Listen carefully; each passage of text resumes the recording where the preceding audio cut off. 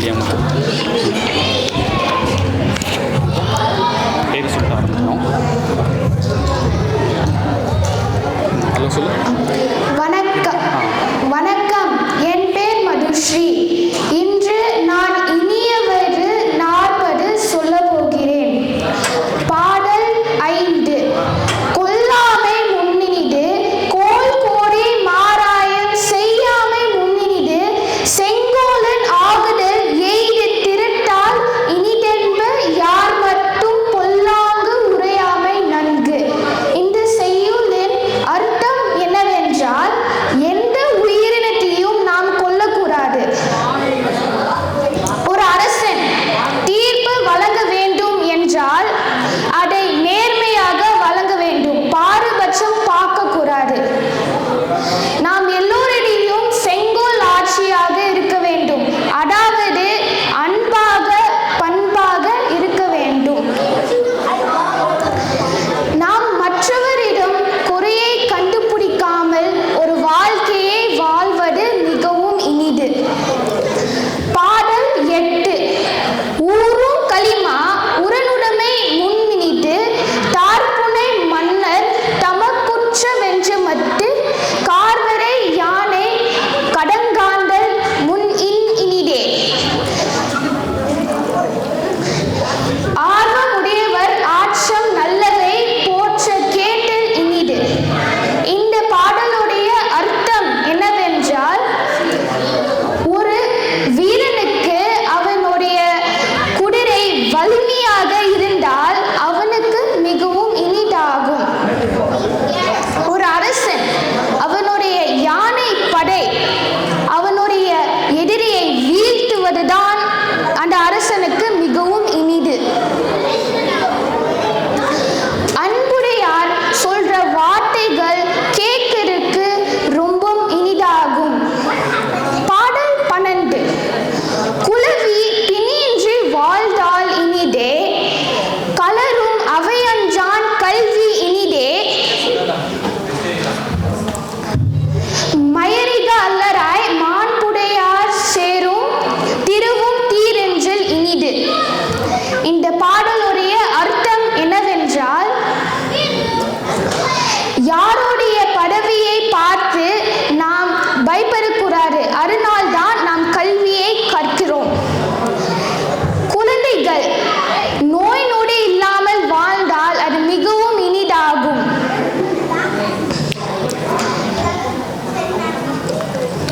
அதுக்கப்புறம் செல்வம் இருந்தால் இந்த உலகத்தில் நாம்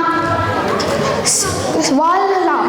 ஆனால் அந்த செல்வம் யாரிடம் இருந்தால் அது மிகவும் இனிதாகும். அது மற்றவரிடம் உதவி செய்தவர்கள் இடம் செல்வம் இருந்தால் அந்த செல்வத்துக்கே பெருமையாகும். நன்றி, வணக்கம்.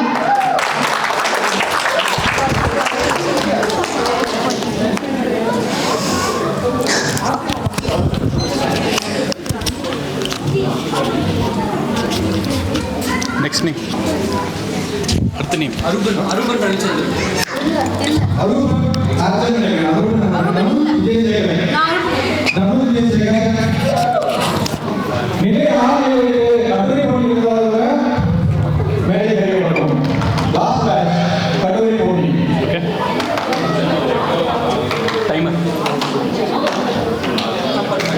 வணக்கம், என் பெயர் தனுஜ்.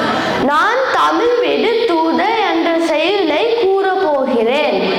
இது ஒரு தூது இலக்கியம். பண்டைய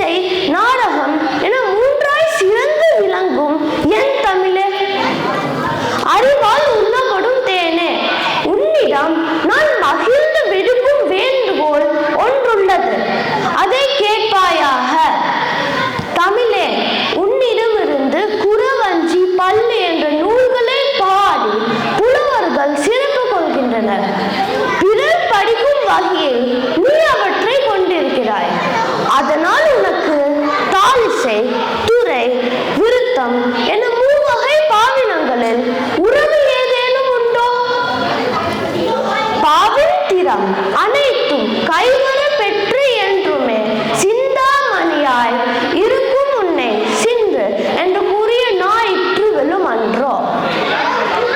வானத்தில் வசிக்கும் முற்று உணர்ந்த தேவர்கள் கூட சத்துவம், ராசசம், தாமசம் என 3 குணங்களையே பெற்றுள்ளார்கள். ஆனால் நீயோ 10 குற்றங்கள் இல்லாமல் சிறிவு, தெளிவு, சமநிலை, இன்பம், ஒழுக்கிசை, உதாரம், உய்தலில் பொருண்மை, காந்தம், வலி, சமாதி என்னும் 10 குணங்களையும் பெற்றுள்ளாய். மனிதரால் உண்டாக்கப்பட்ட வண்ணங்கள் வெண்மை, செம்மை, கருமை, பசுமை, பொன்மை என 5ற்கு மேல் இல்லை. நீயோ உள்ளவர்கள் கண்டறிந்த குரில், அகவல், தூங்கிசை வண்ணம் முதலாக இடை மெல்லிசை வண்ணம் ஈராக 100 வண்ணங்களையும் பெற்றுள்ளாய். நாவின் மீது பொருந்தும் குறைபாடுடைய உணவின் சுவைகள் 6க்கு மேல் இல்லை. நீயோ செவிகளுக்கு விருந்தளிக்கும் 9 சுவைகளையும் பெற்றுள்ளாய். தமிழை அடைய பெறாத மற்றையோருக்கு அழியாத அழகு ஒன்றல்லாமல் அதிகம் உண்டோ? நீயோ நீங்காத அம்மை முதலிய அழகுகள் 8னை பெற்றுள்ளாய். இத்தனை சிறப்புகளையும் உடையது நம் தமிழ். நன்றி.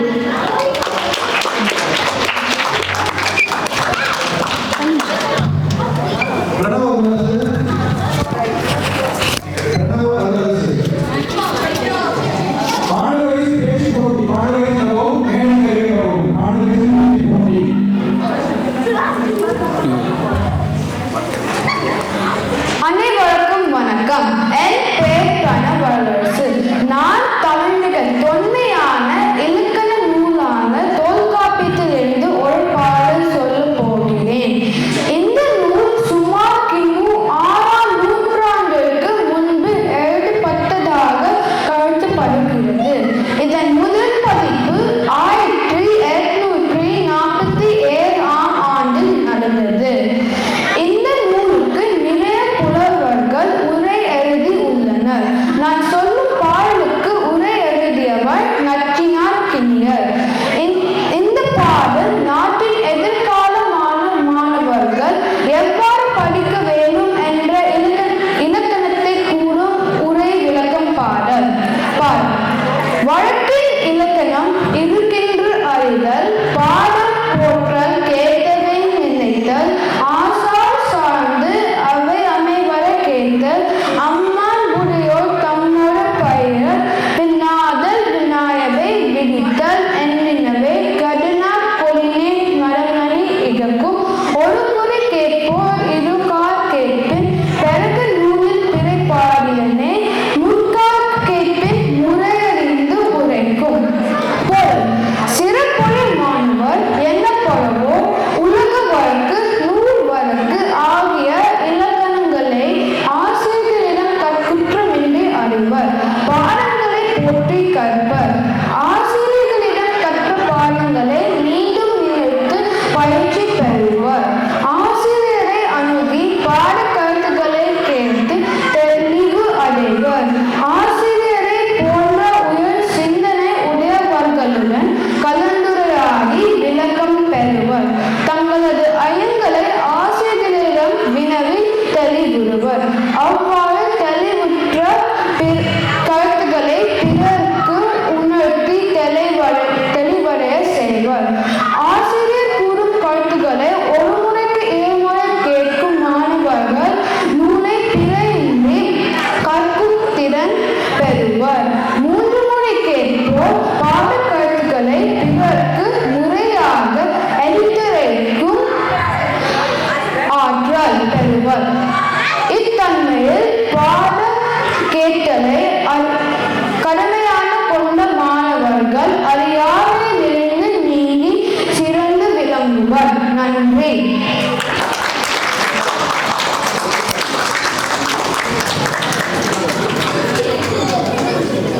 சர்வேஷ் ஆப்ஷன் கொடுத்துருவோம்.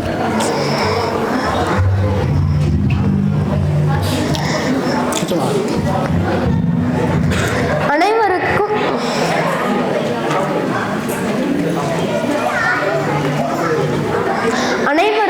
வணக்கம். என் பெயர் சர்வேஷ். நான் இப்பொழுது 8 தொகை நூல்களுள் ஒன்றான புறநானூறு என்கிற நூலில் இருந்து யானை புக்கப்புலம் என்கிற செயல்பாடலை பாடப் போகிறேன். காய்நெல் அறுத்து கவலம் கொளினே, மா நிறைவு இல்லதும் தன்னாக்கு ஆகும், 100 செரு ஆயினும் தமித்து புக்கு உணினே, வாய் புகு வதனினும் கால் பெரிது கெடுக்கும், அறிவுடை வேந்தன் நெறியறிந்து கொளினே, கோடியாத்து நாடு பெரிது நந்தும், மெல்லியன் கிழவனாகி வைகளும் வரிசை அறியா கல்வன் சுற்றமுடு பரிவு தபை எடுக்கும் பிண்டம் நற்றில், யானை புக்க புலம் போல தானும் உண்ணான் உலகமும் கெடுமே. இப்பாடலை பாடியவர் பிசிராந்தையார். பாடப்பட்டோர் பாண்டியன் அறிவுடை நம்பி. இப்பாடலின் பாவகை நேரிசை ஆசிரியப்பா. துறை செவி அறிவு. இந்த துறை ஒரு அரசன் செய்ய வேண்டிய கடமைகளை எல்லாம் முறை தவறாமல் செய்யுமாறு அவன் கேட்க அறிவுறுத்தும். திணை பாடான் திணை. பாடான் திணை என்பது ஒருவருடைய புகழ், வலிமை, கொடை, அருள் போன்ற நல் இயல்புகளை சிறப்பித்து கூறுவதாகும். பாடலின் பின்னணி: பாண்டியன் அறிவுடை நம்பி தன் குடிமக்களை வற்புறுத்தி அவர்களிடம் வரி திரட்டினான். அவனிடம் சென்று அவன் தவறுகளை எடுத்துரைத்து அவனை திருத்த யாரும் முன்வரவில்லை. அந்நிலையில் பாண்டியன் அறிவுடை நம்பியிடம் சென்று அவனுக்கு அறிவுரை வழங்குமாறு அந்நாட்டு மக்கள் பிசிராந்தையாரை வேண்டினர்.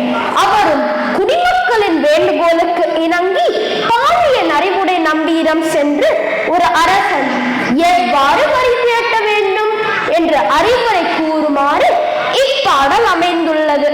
பாடலின் பொருள்: ஒரு மா அளவிற்கும் குறைந்த நிலமாயினும் அதன் கண் விளைந்த நெல்லை அறுத்து உணவாக்கி கவலமாக யானைக்கு கொடுத்தால் அது பல நாட்களுக்கு உணவாகும். ஆனால் 100 மடங்கு பெரிய வயலாக இருந்தாலும் யானை தானே சென்று தின்னு புகுந்தால் அது உண்ண நெற்களை விட காலடிப்பட்டு அழிந்த நெற்கள் மிகுதியாகிவிடும். இதே போலதான் ஒரு அறிவுடைய அரசன் தன் குடிமக்களில் இருந்து வரி திரட்டும் முறை அறிந்து வரி திரட்டினால் அவன் நாடு கோடி கணக்கான செல்வங்களை பெற்று இன்பமுடன் செழித்து வளம் பெருகும். அவ்வாறின்றி அவன் அறியாமை நிரம்பியவனாக தினந்தோறும் தராதரமற்ற நல் அறிவுரை கூறாது அவன் விருப்பத்தையே கூறுகிற ஆரவாரமுடைய சுற்றத்தாருடன் கூடி இருந்து குடிமக்களிடம் அன்பே இல்லாமல் வற்புறுத்தி பெரும் தொகையை பெற விரும்பினால் அது யானை தானே சென்று தின்ன புகுந்த நிலம் போல அவனும் அனுபவிக்க முடியாமல் போய் அவன் நாட்டு மக்களுக்கு பெரும் கேட்டினை உண்டாக்கும். நன்றி.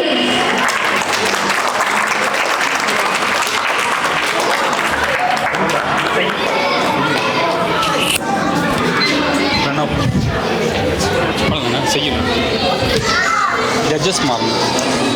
இல்லை வேணாம் 10-11 பேச்சு போட்டி முடிஞ்சிருக்கோம். ஜட்ஜஸ் மட்டும் வந்துருக்காங்க. ஆமாம்ல, இப்போ இது முடிஞ்சு. இப்போ இதுக்கு வந்து வேற இல்லை.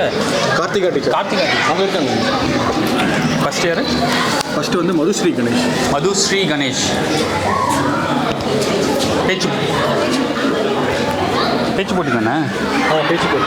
மதுஸ்ரீ கணேஷ் தானே? மதுஸ்ரீ கணேஷ். இது முடிஞ்சிருச்சு. பேச்சு போட்டியில் தானே இருக்கு. இந்த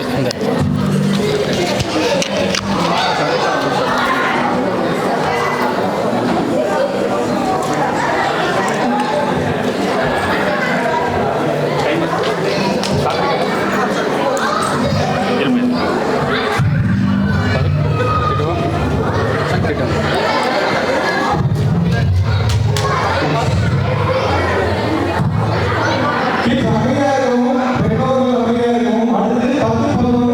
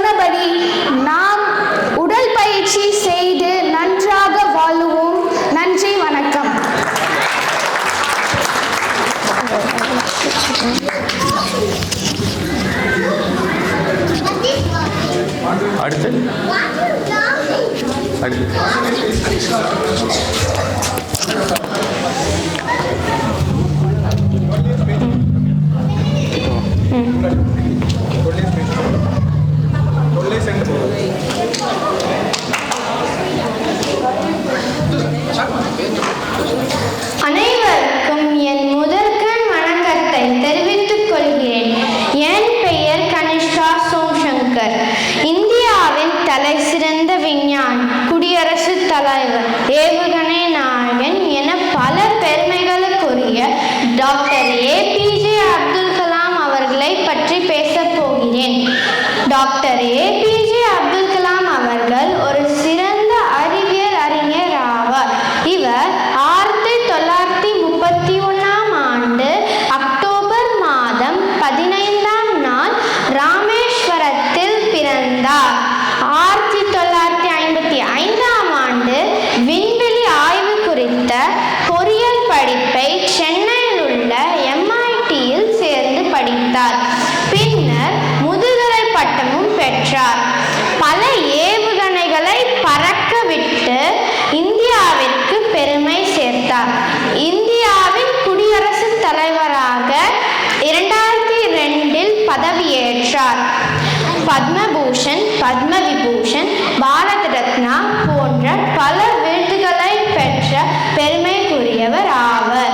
அக்னி சிறகுகள், இந்தியா 2020, அப்புறம் பிறந்த ஒரு புதிய குழந்தை போன்ற பல நூல்களை எழுதியுள்ளார்.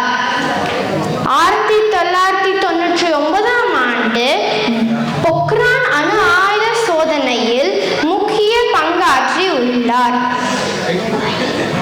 இவருடைய பொன்மொழிகளின் 3 கூறுகிறேன்.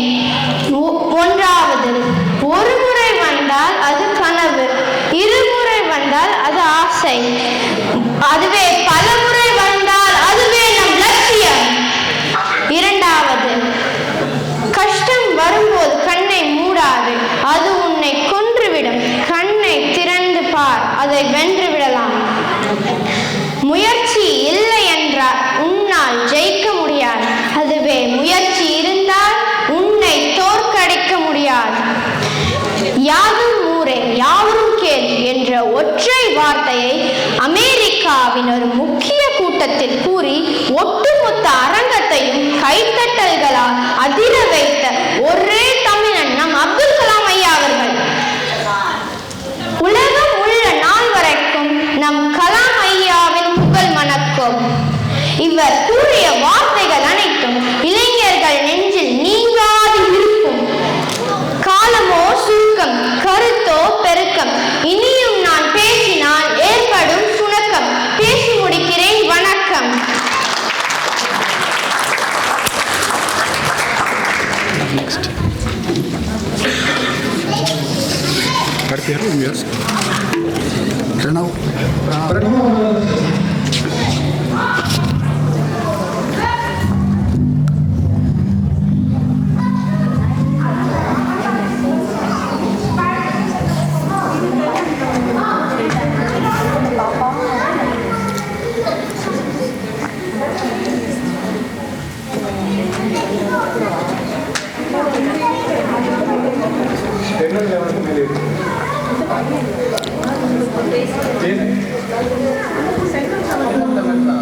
கனிஷ்கா சோம்சங்கர்.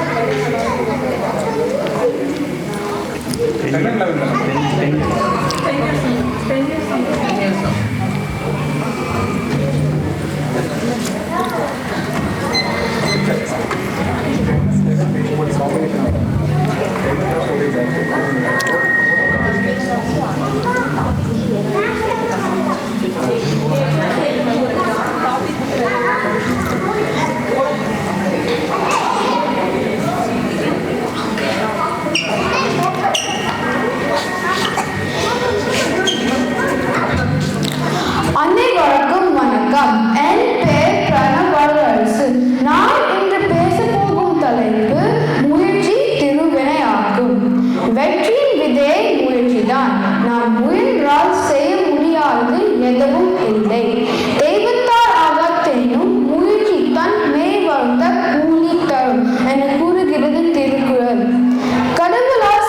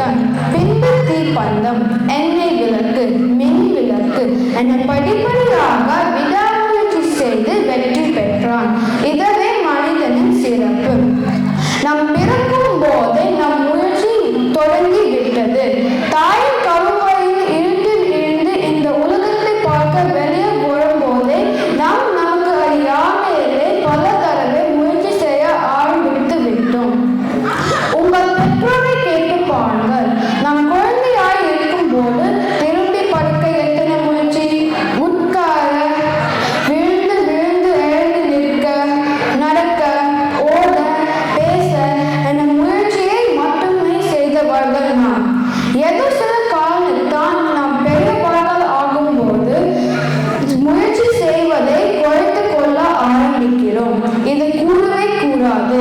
நம் முயற்சி விதைத்து கொண்டே இருக்க வேண்டும். வெற்றி பெற்றால் மரமாகும், வெற்றி இல்லையே நாளைய வெற்றிக்கு உரமாகும். வரலாறு வெற்றியை மட்டுமே பேசுவதில்லை, அது அதே நாம் செய்த முயற்சிகளையும் பேசும்.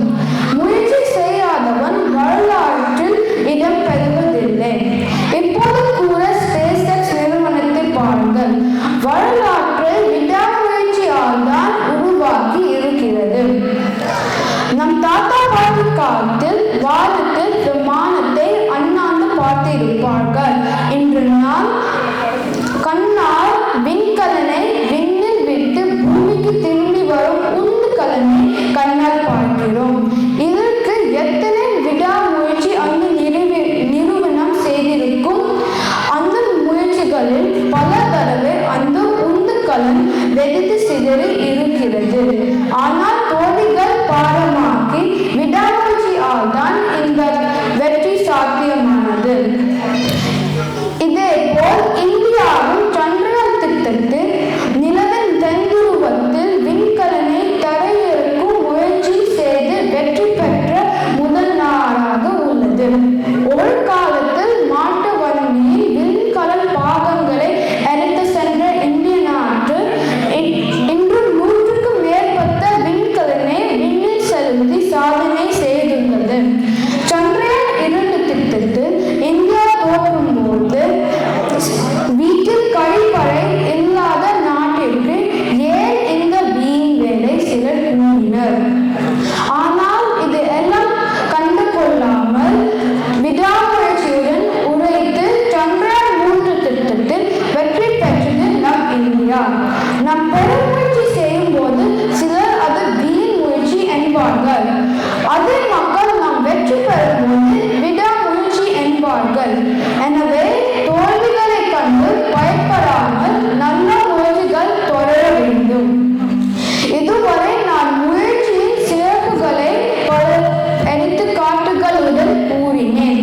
இவை அனைத்திற்கும் மேலாக இங்கு நம் கண் முன்னே இருக்கிறது நம் தமிழ் பள்ளி. கடந்த 9 ஆண்டுகளாக பலரது விடாமுயற்சியால் தான் உயர்ந்து விளங்கும் நம் தமிழ் பள்ளியும் அதன் தன்னார்வலர்களும் பெருமுயற்சியின் வெற்றியாளர்களாக நம் கண் முன்னே நிற்கின்றனர். இவர்களைப் போல் நாம் நல்ல முயற்சிகள் செய்ய வேண்டும். இன்று நம் முன்பு சுற்றுச்சூழல் பாதுகாப்பு, மாற்று ஏதி சக்தி, புதுப்பிக்க வல்ல ஆற்றல், விண்வெளி, AI தொழில்நுட்பம், பூமி வெப்பமாதல் என பல துறைகளில் பல சவால்கள் உள்ளன. இந்த சவால்கள் எதிர்கொண்ட வெற்றி பெற நாம் போன்ற மாணவர்களில் விடாமுயற்சி தேவைப்படுகிறது. நண்பர்களே, வென்றால் மகிழ்ச்சி, தோற்றால் பயிற்சி, தொடரட்டும் நம் முயற்சி. விழித்து பறக்காதவரை சிறகுகளும் பாரம்தான், அதை பறந்தால் வானமும் தொடர்ந்திருந்தான். ஆகையால் நல்ல முயற்சி செய்து புதியதோர் உலகம் செய்வோம். உங்கள் வெற்றிகளும் முயற்சிகளும் தரணியில் தமிழ் போல் நின்று நன்றாக வளர வேண்டும். நன்றி.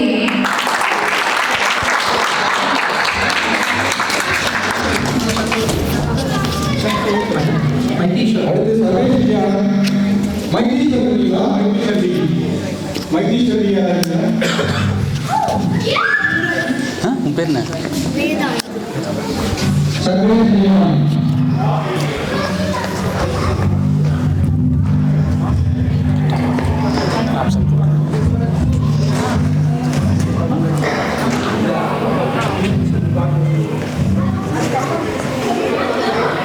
ஆதியில் தோன்றிய மொழி.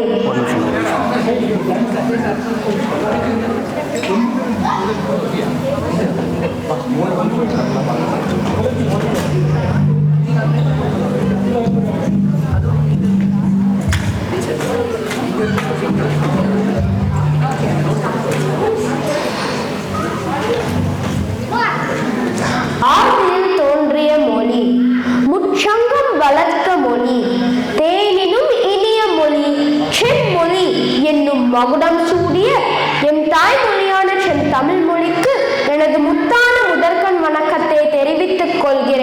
அவையோர் அனைவருக்கும் என் நெஞ்சார்ந்த வணக்கங்கள்.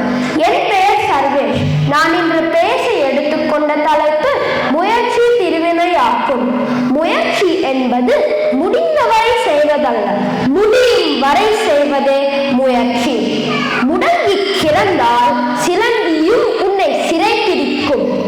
எழுந்து நடந்தால் எரிமலையும் உனக்கு வழிவிடும். ஆம், வெற்றியின் முழு ஆதாரமே முயற்சிதான். தெய்வத்தால் ஆகாதெனினும் முயற்சித்தான் மெய்வருத்த கூலி தரும் என்ற வள்ளுவரின் வாசகம் தமிழிலே மனித முயற்சிக்கு அவர் தந்த மகா சாசனம். முயற்சிகள் தவறலாம், ஆனால் முயற்சி செய்ய தவறக்கூடாது. சாதனைக்கான மொத்த படிக்கற்கள் எத்தனையாக இருந்தாலும் அத்தனையும் வினா முயற்சி என்னும் கற்களாலேயே கட்டப்பட்டிருக்கும். ஆம் மனிதா, மனம் தளராதே. முதல் முறை செய்யும் போது தவறுகள் வரும், அதுவே தோல்விக்கும் வழிவகுக்கும். பரவாயில்லை, வெற்றி மூலம் கிடைக்கும் பரிசை விட தோல்வி மூலம் கிடைக்கும் பாடங்கள் அதிகம். வெற்றி வெளியுலகிற்கு உன்னை அறிமுகம் காட்டும், ஆனால் தோல்வியோ உனக்கே உன்னை அடையாளம் காட்டும். ஒருவேளை நீ தோல்வியை கண்டு பயந்து விட்டால் உன்னை சுற்றி சுவர் எழுப்பி விடுவார்கள். ஆனால் நீ புறப்பட்டு விட்டால் போகும் பாதையை யாராலும் தடுக்க முடியாது. நீ வெல்ல போவது உறுதி என்ற தன்னம்பிக்கையோடு முயற்சி செய்தால் இன்று இல்லாவிட்டாலும் நாளை வெல்ல போவது உறுதி. இதனையே கியூபாவின் புரட்சியாளர் செகுவேரா விதைத்துக் கொண்டே இரு, முளைத்தால் மரம் இல்லையேல் உரம் என்கிறார். விடாமுயற்சி மட்டும் இல்லாவிட்டால் இவ்வுலகில் பல சாதனைகள் நிகழ்ந்திருக்க மாட்டார். இதற்கு எடுத்துக்காட்டாக சிலவற்றை கூறுகிறேன். தமிழ்நாட்டின் ராமநாதபுரத்தில் வீடுகளுக்கு பத்திரிகை போட்ட சிறுவன் பின்னாளில் இந்தியாவை விண்வெளியில் தலை நிமிர வைத்த டாக்டர் APJ அப்துல் கலாமாக மாறினார். ஆப்ரஹாம் லிங்கனின் கடின உழைப்பு மற்றும் விடா முயற்சியே அவரை அமெரிக்க ஜனாதிபதி ஆக்கியது. ஆல்பர்ட் ஐன்ஸ்டைன் 1000 முறை தன்னுடைய கண்டுபிடிப்பில் தோல்வியை பெற்றார். இன்னும் ஒரு முறை என்று முயற்சித்ததால் தான் இன்று மின் விளக்குகள் மிளிர்கின்றன. அவ்வாறு அவர் முயற்சி செய்யாமல் இருந்திருந்தால் இன்று உலகமே இருளில் மூழ்கி இருந்திருக்கும். ஆம், அதனால் தான் அவர் சொன்னதை கடைபிடியுங்கள். இன்னும் ஒரு முறை முயற்சி செய்து பாருங்கள். ஒருவேளை வானமும் உங்கள் கையில் வசப்படலாம்.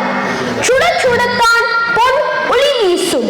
ஒளி வைத்து அடிக்க அடிக்கத்தான் கல் சிற்பமாக மாறும். அதே போலதான் முயற்சிக்கத்தான் ஒரு மனிதன் வெற்றியாளர் ஆகின்றான். இதற்கு எடுத்துக்காட்டாக சுனிதா வில்லியம்ஸின் சமீபத்திய விண்வெளி பயணத்தின் போது பூமி திரும்பும் வாய்ப்பு சற்று தள்ளி போயினும் விண்ணின் கடினமான சோதனைகளை எல்லாம் தன் விடாமுயற்சியின் வாளால் வெட்டி வீழ்த்தி இன்று வெற்றிகரமாக பூமி திரும்பியுள்ளார் இந்த வீராங்கனை. ஆம், முயற்சி திருவினையாக்கும், முயற்சியின்மை இன்மை புகுத்திவிடும் என்று கூறி இவ்வாய்ப்பிற்கு நன்றி கூறி விடைபெறுகிறேன். நன்றி, வணக்கம்.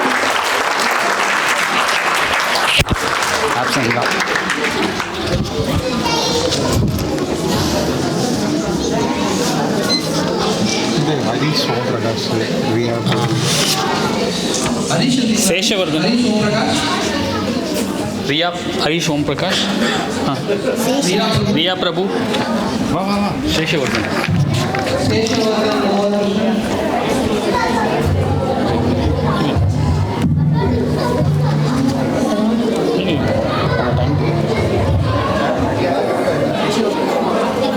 शेषवर्धन मोहन कृष्णन.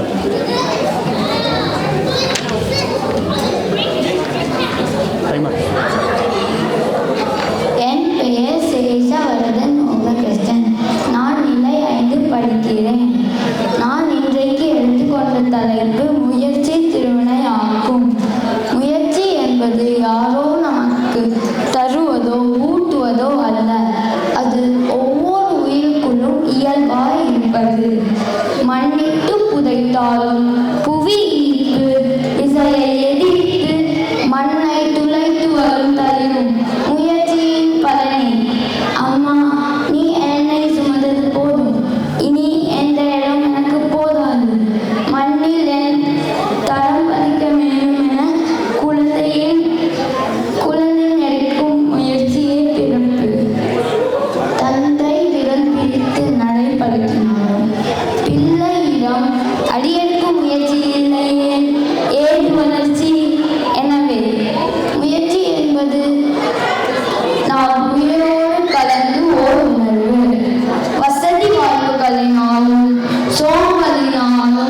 அதை நாம் மறந்து விடுகிறோம்.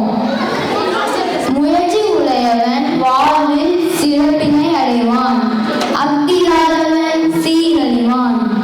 இந்த உலகத்தை இயக்குபவன் இறைவன், அவனால் ஆவாறு செல்லும் உண்டா? உண்டு என்கிறார் வள்ளுவர்.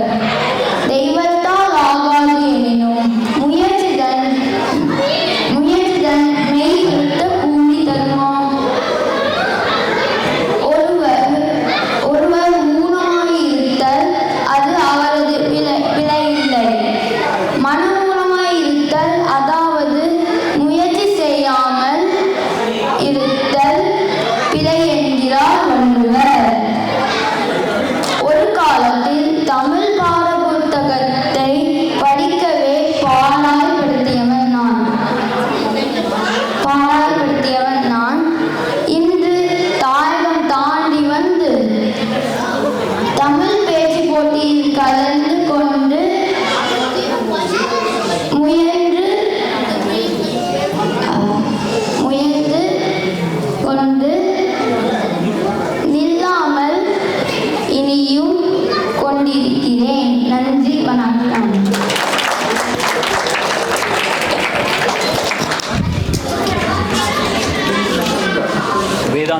வேதாந்த்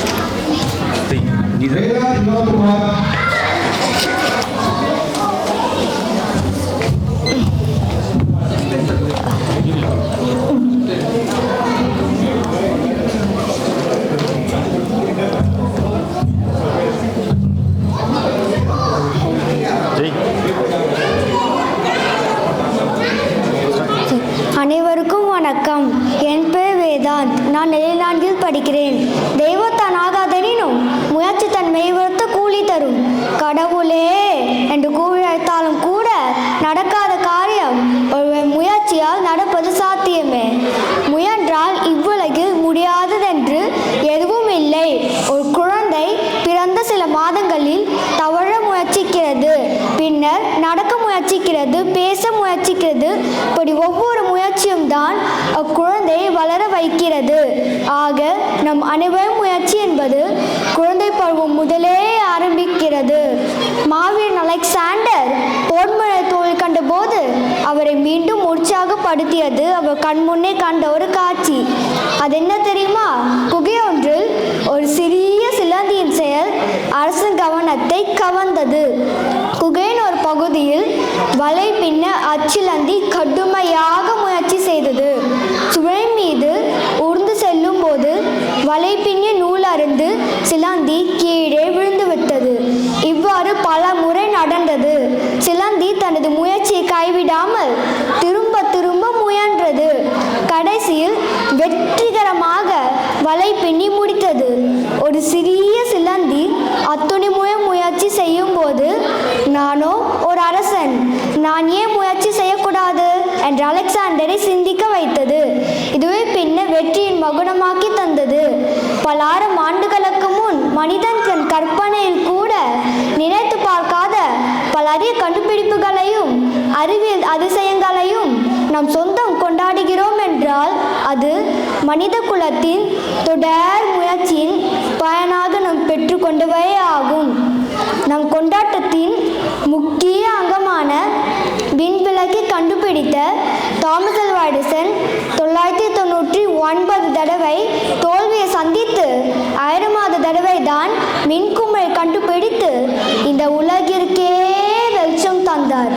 தற்போதைய பிரபலமான குகேஷ் தோமராஜு தனது விடாமுயற்சியால் 18 வயதிலேயே உலக சாம்பியன் பட்டம் பெற்று நடப்பு உலக சதுரங்க வாகையாளர் ஆனார்.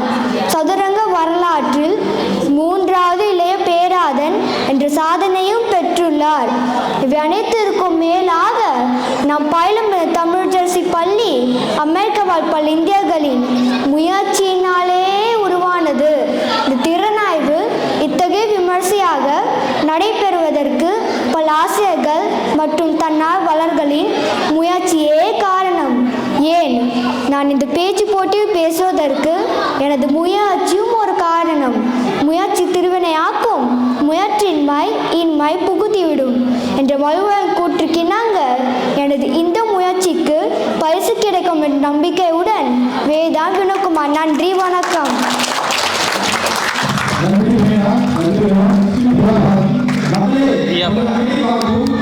மாட்டி இது நமக்கு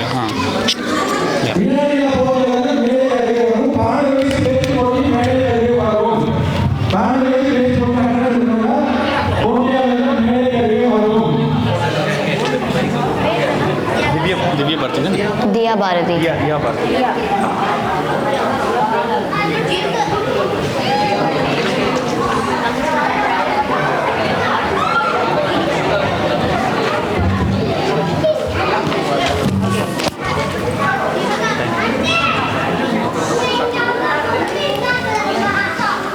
வணக்கம், என் பேர் தியா பாரதி சரவணன். நான் நிலை 6 இருக்கிறேன். என்னோட தலைப்பு உழைப்பு உயர்வு தரும். உழைப்பு உயர்வு தரும். இது ஒரு எளிமையான வாக்கியம், ஆனால் இதுக்கு பின்னால் இருப்பது வாழ்க்கையின் உண்மைகள். நாம் கண் உருங்கிய பின்னும் நம் மூச்சு, இதயம், நரம்புகள் எல்லாமே முயற்சி செய்திருக்கும். அதுபோல மனிதர்கள் நேரம் காலம் பார்க்காமல் உழைத்துட்டே இருக்கணும். உழைப்பின் வாரா உறுதிகள் உழவோ. இது பட்டின்கால் பாடியது போல இந்த உலகம் உழைப்பில்லாமல் இயங்காது. இந்த உலகில் யாருமே பொன்னாடையுடன் பிறக்கவில்லை. ஆனால் சில பேர் தங்கள் உழைப்பு மூலமாக பெரிய மனிதர்கள் மாறிவிட்டார்கள். இங்கு ஒரு சிறந்த எடுத்துக்காட்டு. முன்னாடி இருந்த ஒரு ஜனாதிபதி மற்றும் விஞ்ஞானி திரு APJ அப்துல் கலாம் அவர்கள். அவர் வாழ்க்கையை வெறுமனையில் தொடங்கினார். அவர் சின்ன வயதில் பத்திரிகையை விற்றார். உணவுக்கு கூட அவர் ரொம்ப சிரமப்பட்டார். ஆனால் அவருக்கு கனவு காண தெரிந்தது. முக்கியமாக அவருக்கு அந்த கனவு எப்படி சாத்தியமாக பண்ண தெரிஞ்சது. அவர் எப்பொழுதுமே சொன்னது, நாம் தூங்கிட்டு இருக்கும்போது கனவு காணது உண்மையான கனவில்லை, நம்மை தூங்க விடாமல் செய்ததுதான் உண்மையான கனவு. அவர் அரசு பள்ளியில் தான் படித்தார். ஆனால் அவர் கடினமாக உழைத்து இஸ்ரோவில் ஒரு இடம் பிடித்தார். ஆனால் அங்கே நிறுத்தவில்லை. அவர் கடினமாக உழைத்து அங்கே ஏவுகண திட்டங்களை நடத்தினார். ஆனால் அங்கேயும் நிறுத்தவில்லை. அவர் இந்தியாவின் ஜனாதிபதியாக மாறிவிட்டார். திருவள்ளுவரும் பாரதியாரும் இதுதான் சொல்லுவார்கள். திருவள்ளுவர் நம் எல்லாரும் நன்றாக சிந்தித்து அதுக்கு பிறகு உழைக்கணும் என்று சொல்லியிருக்கார். பாரதியார் நான் வீழ்வேன் என்று நினைத்தாயோ என்று சொன்னார். முடிவாக நான் சொன்னதெல்லாம் சில வார்த்தைகளில் சொல்லி முடிக்கிறேன். உழை, உயர்வு உன்னை தேடி வரும். நன்றி.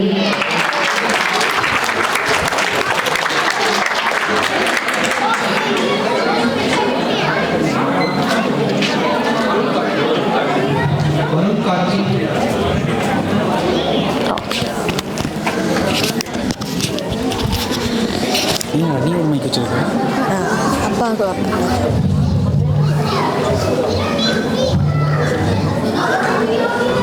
வருண் கார்த்திக். ஒருவன் முதலாளி, உலகில் மற்றொரு தொழிலாளி. விதியை நேர்ப்பவன் ஏமாளி, அதை வென்று முடிப்பவன் அறிவாளி. விதியை நேற்று வீணாகாமல் உழைத்தால் உழைத்தால் நம் வாழ்வில் வெற்றியடையலாம் என்பதை நான் வரும் காட்டி இங்கே பேச வந்துள்ளேன். உழைப்பே உயர்வு தரும். இதுவே நான் பேச வந்துள்ள தலைப்பு. உலக பெருமையாம் திருக்குறளில் உழைப்பின் பெருமையை பற்றி ஐயன் வள்ளுவர் கூறியதாவது: தெய்வ தானாகாதேனும் முயற்சிடன் மெய்வர்த்த குழி தரும். இதன் பொருள், கடவுள் நமக்கு உதவ முடியாது போனாலும் முயற்சி நம் உடல் உழைப்பிற்கு ஏற்ற பலனை தரும். உடல் உழைப்பிற்கு ஏற்ற பலனை தரும். வெறும் முயற்சி மட்டுமே ஒருவரை வெற்றியடைய வைக்காது. அந்தந்த காலத்திற்கு ஏற்ற உழைப்பும் இருந்தால் மட்டுமே ஒருவரால் வெற்றியடைய முடியும். எடுத்துக்காட்டாக, ஒரு விளையாட்டு வீரர் ஓட்ட பந்தயத்தில் வெற்றியடைய வேண்டும் என்றால் அவர் நன்கு பயிற்சி எடுக்க வேண்டும். இங்கு எடுத்த பயிற்சி தான் அவருடைய உழைப்பு. மற்றொரு எடுத்துக்காட்டு, ஒரு பள்ளி மாணவன் நல்ல மதிப்பெண் எடுக்க வேண்டும் என்றால் அவர் நன்கு படித்திருக்க வேண்டும். ஆக நம் உழைப்பு என்றும் வீணாகாது, அது என்றும் நமக்கு உயர்வே தரும். உழைப்பின் சக்தியே உலகில் மிக உன்னதமானது. அதை வெற்றி கொள்ளும் ஆற்றல் வேலை சக்திக்கும் கிடையாது. கால நேரத்தில் கடுமையாக உழைத்து பழகியவன் வாழ்க்கையில் துரிதமான வெற்றிகளை பெறுவான். உழைப்பின் வாரா உறுதிகள் உலகோ என்றால் மன்னத்தார். உழைப்பிலே இவ்வுலகம் இயங்காது. ஒரு மனிதனின் முன்னேற்றத்திற்கு ஒரு உழைப்பே காரணம். துருப்பிடித்து தேவையை விட உழைத்து தேவது மேலானது. உழைப்பு என்பது உடல் சார்ந்த உழைப்பு, அறிவு சார்ந்த உழைப்பு என 2 வகைப்படும். ஒரு மனிதனின் வாழ்க்கைக்கு இவ்விரண்டு உழைப்புகளும் தேவை. ஐம்புலன்களை பயன்படுத்தியும் அறிவை பயன்படுத்தியும் வாழ்க்கைக்கு தேவையான உணவு, உடை, இருப்பிடம் ஆகியவற்றை நாம் பெருக்கிக் கொள்ள வேண்டும். உழைப்பு எந்த மனிதனையும் ஏமாற்றுவதில்லை. விலங்கோடு விலங்காக தின்னர் நம் முன்னோர்கள். இன்று நாம் விண்ணையும் மண்ணையும் அளக்கிறோம். கோடிக்கணக்கான மனிதர்களின் உழைப்பே இன்றைய நாகரிக உலகம். உழைப்பதற்கு அஞ்சாதவர்களே எதிர்காலத்தில் வலிமை மிக்க மனிதர்களாக திகழ்கிறார்கள். Abraham Lincoln, Lee Kuan Yew, APJ Abdul Kalam, Bill Gates, Sachin Tendulkar, Thala Dhoni, Sivakarthikeyan போன்றவர்கள் உழைப்பால் வென்றவர்களுக்கு சிறந்த எடுத்துக்காட்டு. உழைப்பாளர்களை பெருமைப்படுத்தும் நோக்கத்தில் 1951ஆம் ஆண்டு அன்றைய முதல்வர் பெருந்தலைவர் காமராஜர் அவர்களால் சென்னை மெரினா கடற்கரையில் உழைப்பாளர் சிலை நிறுவப்பட்டார். மேலும் மே 1ஆம் தேதி உழைப்பாளர் தினம் இந்தியாவில் கொண்டாடப்படுகிறது. மைடா மைடா, சோம்பி கிடந்தால் சிலந்தியும் உன்னை சிறைப்பிடிக்கும். எழுந்திருந்தால் இமயமும் உனக்கு குறைவிருக்கும். இறுதியாக தன்னம்பிக்கைக்கும் தலைநகத்திற்கும் உள்ளதுதான் வித்தியாசம். என்னால் முடிவு சொல்வது தன்னம்பிக்கை, என்னால் மட்டும்தான் முடிவு சொல்வது தலைகணம். தலைகணத்தை விட்டு தன்னம்பிக்கையுடன் உழைப்போம், உயர்வோம். நன்றி.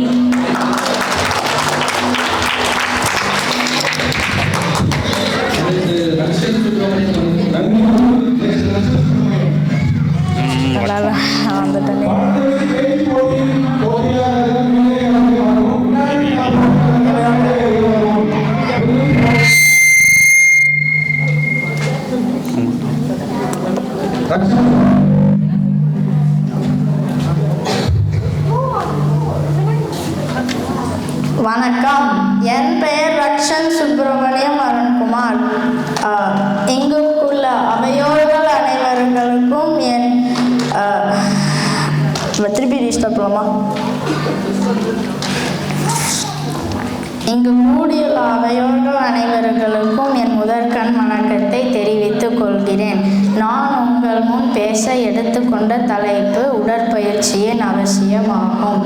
உடற்பயிற்சி என்பது உடல் மற்றும் மனம் ஆரோக்கியத்திற்கு மிக முக்கியமானது. இன்று பலர் வேலை, கல்லூரி மற்றும் வாழ்க்கை பரபரப்புகளில் உடற்பயிற்சி நேரம் ஒதுக்க தவறி விடுகிறார்கள். நம் முன்னோர்கள் எல்லாரும் உடற்பயிற்சி ஆரோக்கியமான வாழ்வுக்கு மிக முக்கியம் என்று உணர்ந்து விட்டார்கள்.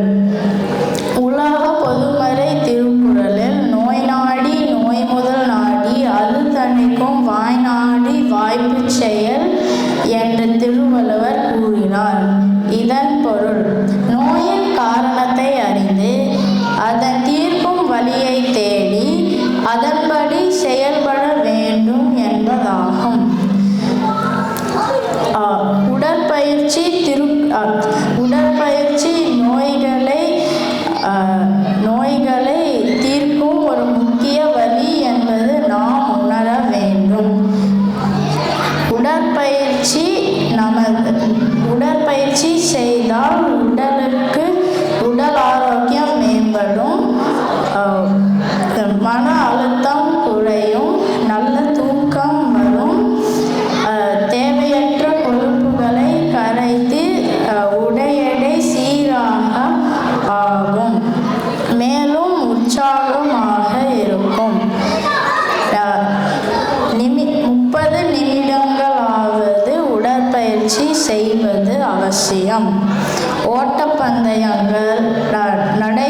பயிற்சி, நீச்சல், யோகா போன்ற உடற்பயிற்சிகளை செய்யலாம்.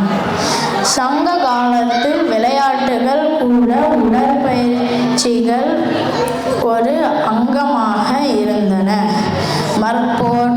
மற்போர், வில்வித்தை, கோகோ, கபடி, சிலம்பம் போன்ற விளையாட்டுகள் உடல் வலிமையையும் மன உறுதியையும் மற்றும் மூளை திறனை பெருக்க உதவுகின்றன. உலக புகழ்பெற்ற விளையாட்டு வீரர்கள் ஆன கிரிக்கெட்டில் சச்சின் தெண்டுல்கர், ஓட்டப்பந்தயத்தில் யூசேன் போல்ட், டென்னிஸில் ராஜர் ஃபெடரர், கூடைப்பந்தில் மைக்கேல் ஜோர்டன், கால்பந்தில் லியோனல் மெஸ்ஸி மற்றும் கிறிஸ்டியானோ ரொனால்டோ. இந்த விளையாட்டு வீரர்கள் கடுமையான உடற்பயிற்சி செய்து சாதனையாளர்கள் ஆனார்கள்.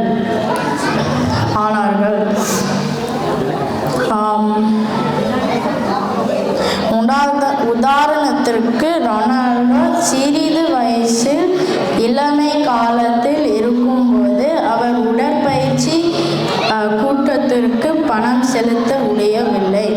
அதனால் அவர் உள்ளே பதுங்கி போய் கடினமான உடற்பயிற்சி செய்து இப்போது அவர் உலகத்தில் மிகப்பெரிய கால்பந்து வீரர் ஆனார். இப்போது அவர் தனி உடற்பயிற்சி கூட்டத்தை வைத்திருக்கார். இதன் மூலம் நாம் அறிந்து கொள்ள வேண்டிய ஒன்று, உடற்பயிற்சி என்பது உடலுக்கும் மனதுக்கும்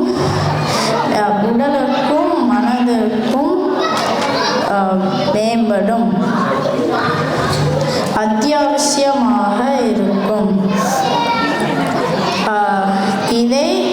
இது மூலம் நாம் ஆரோக்கியமான மகிழ்ச்சியான வாழ்வு வழங்கலாம். எனவே உடற்பயிற்சி நமது தினசரி வாழ்க்கையின் ஒரு பகுதியாக மாற்றுவோம். ஆரோக்கியமான வாழ்வு வாழ்வோம். எனக்கு பேச நல்வாய்ப்பு கொடுத்த அனைவருக்கும் என் மனமார்ந்த நன்றி வெற்றி பெறுகிறேன். நன்றி, வணக்கம்.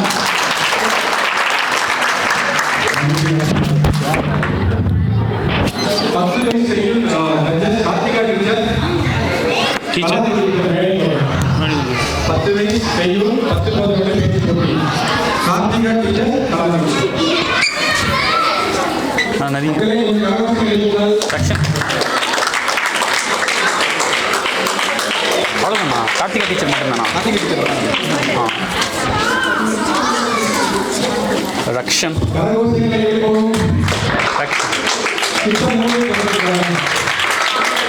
வருண், கார்த்திக்,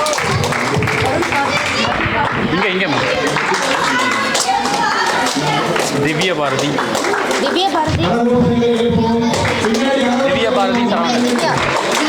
தியா, வேதாந்த், வினோத் குமார்,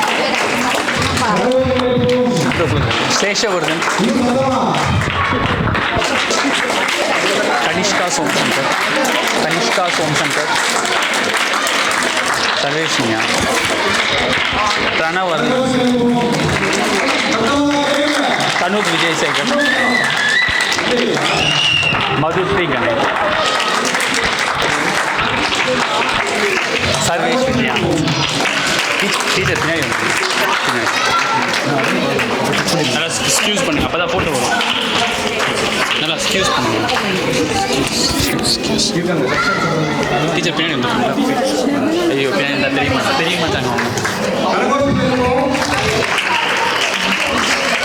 நன்றி குழந்தைகளே.